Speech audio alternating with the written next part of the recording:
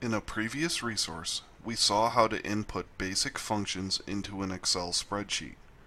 But Excel is a spreadsheet program. The whole purpose is to be able to collect and manipulate large amounts of data. Having to retype everything when performing calculation defeats the purpose of using Excel. Luckily, we have ways to access the information in the cells. Let's consider a simple function to start. Suppose we have 7 in cell A1 and 15 in cell A2. We simply want to add together the entries in cells A1 and A2 and place the total in cell A3.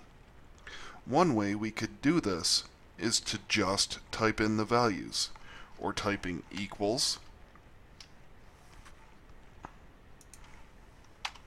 7 plus 15 and press enter.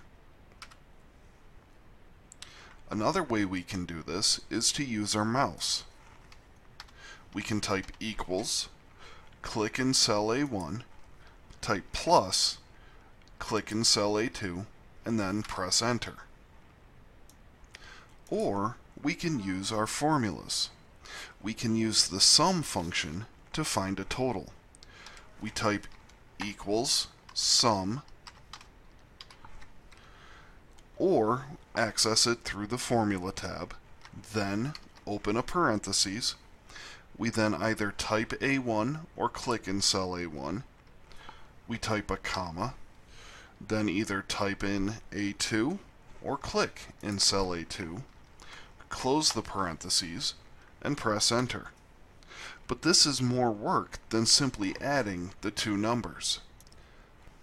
Another way we can use the sum function is to type a colon instead of a comma.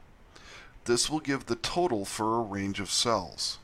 We would type equals sum, open a parentheses, then we have to enter the range of cells we want totaled.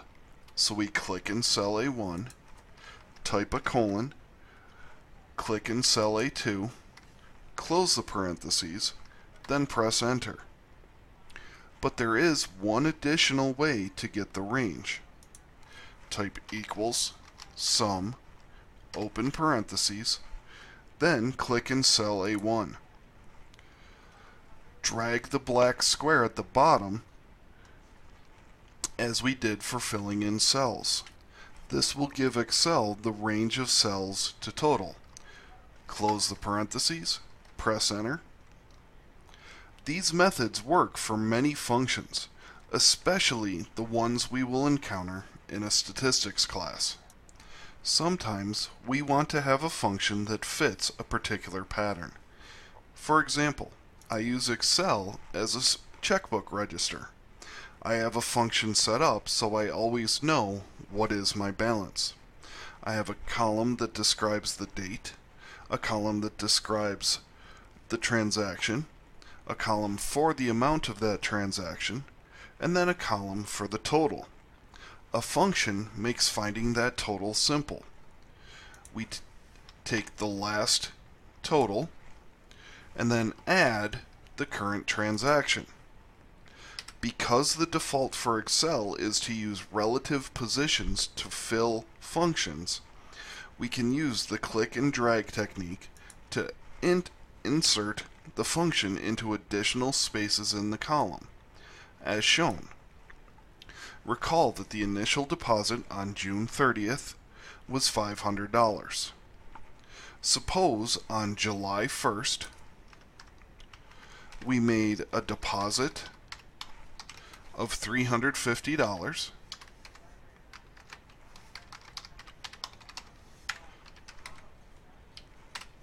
Also on July 1st, we took out cash in the amount of $100.